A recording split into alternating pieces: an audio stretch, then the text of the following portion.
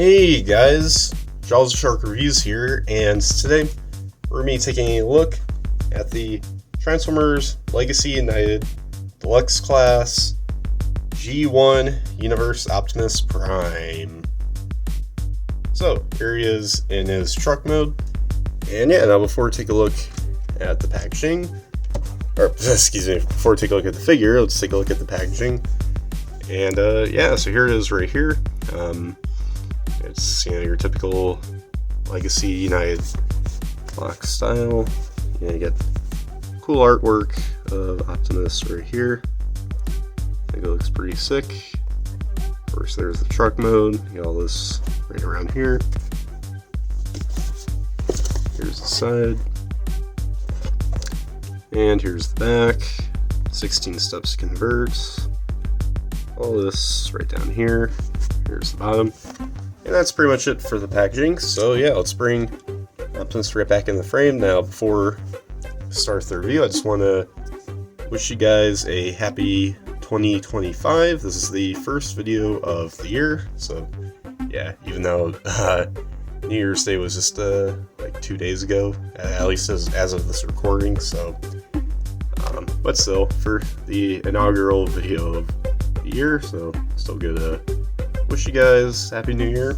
So yeah, but of course, as usual, you know, the new figures for the year don't release like on January 1st, so we'll be looking at a 2024 figure, and that's this guy right here. So yeah, now this one, I mean, they don't like really promote it on the box anymore, but this is actually a basically a modern mainline kind of sort of adaptation of the original 1984 G1 Optimus Prime figure. And I mean, you could tell with the renders and everything, but it's only marked as G1 Universe Optimus Prime, and like the other G1 Universe figures are based on the cartoon designs and everything, but this is the first to be based on the toy. And it's not the first time last year that we got sort of re-adaptation of the old toy, because Takara Tomy earlier in the year released their Missing Link Optimus Prime, which and that one here in the US costed about like $80 or $90, and as opposed to this being like $23. So a lot of people are saying this is practically the poor man's Missing Link Optimus Prime, and yeah, I'd say so. But yeah, anyways, let's finally look up close here at the figure, at least here in truck mode. And yeah, really solid. I like the details. It's just one big callback to the old 84 figure. And yeah, these sections don't like to tab together that nicely. Not terribly. I've had worse, but could be better. Here's the back. It's pretty clean. I mean, the original was pretty clean as well in truck mode. Yeah, it's basically the only difference is that, you know, there's no stickers, there's no chrome, no die cast, and it's smaller. It's just modern engineering, although they still did give him rubber tires, which you can even remove, just like the old one. So I'd say that's a nice homage. What was he even saying there? Cybertron. Hold on, wait, let me get a better look at this. It says Cybertron Radial, and then it just has the coding number. But yeah, that's pretty much it for the design of the truck. You know, the smokestacks, you can wiggle around if you want. Yeah, now for accessories, he comes with 2 ion rifles, which is again an homage to the old toy. I believe, no, well, the original release only had one, and it was this, where it had like this kind of thicker barrel. And yeah, it's I'm not sure what color plastic originally was, but it's painted in nice glossy black. You can see right there. And yeah, you can store that right here. And then here's this one here, another one. This one has a thinner barrel, And this, I believe, came with some of the first reissues of the G1 Prime. The most recent, or I guess second most recent now, with the retro G1 Prime, the 80. Well, no, it's not 86 brand, but it's the cartoon colored one. I think that might have both, but with the 2019 reissue, it came with both of them. But for a while, this is the only one you got. It has a pretty slim barrel, and you can attach it right back here. And there's one more accessory. This didn't come with, I guess, any of the reissues, at least not to my knowledge. Maybe some of the Japanese ones. Is his Energon Axe, which he used in just the first episode of the show. And you can store that right back here. It's on the trailer hitch. I haven't tried yet if you could attach like 86 Prime's trailer, which I do have, so review coming soon. But you can see they kind of sculpted it to where it could fit this in. So let's place that in there. And there we go. So yeah, not bad accessory storage. I mean, yeah, it sticks out like a sore thumb, especially the axe, but it ain't too shabby. But yeah, let me just go ahead and remove the weapons, and we'll do a quick little size comparison here with the original Optimus Prime. Well, again, this is the 2019 reissue, so it's basically the same thing. What you see is what you get. And yeah, like I said before, this one's smaller, uses kind of cheaper plastic. It's no die cast or anything like that.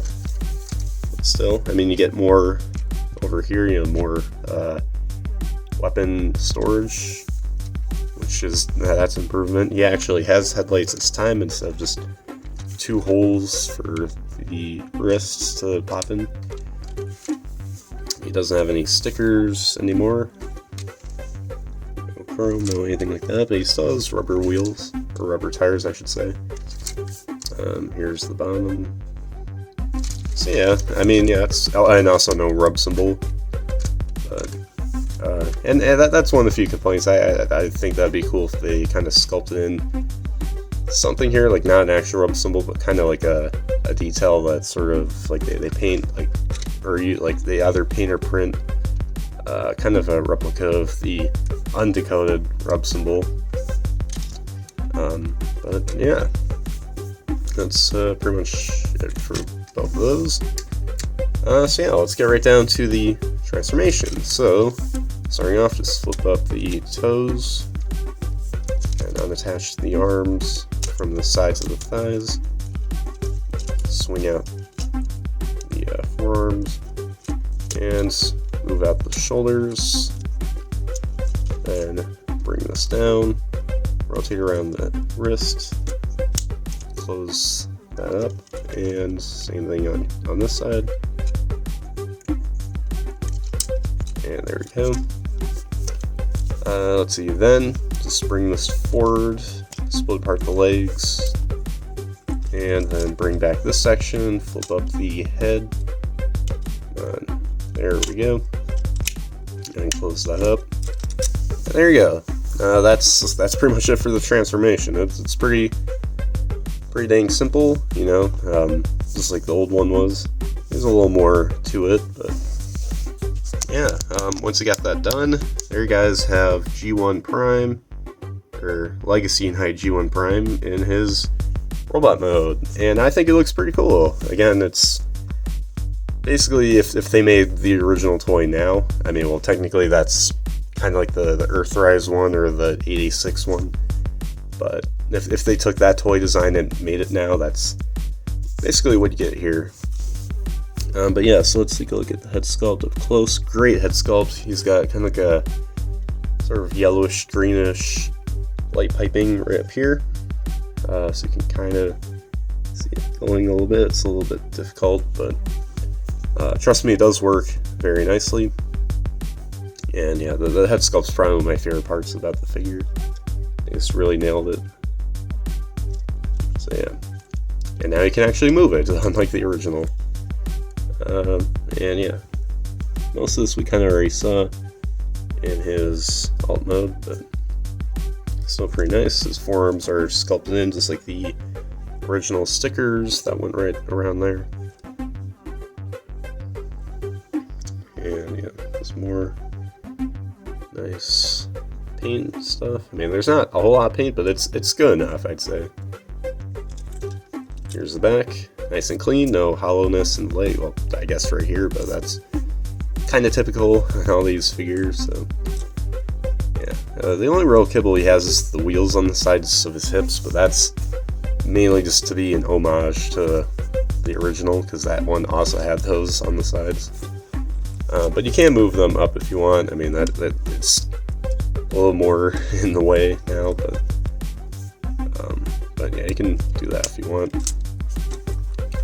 But yeah, so that's pretty much it for the details. Now for articulation, head's on the ball joints, so you can move side to side. You can look up that far, down that far, so hey, already an improvement from the 84 figure.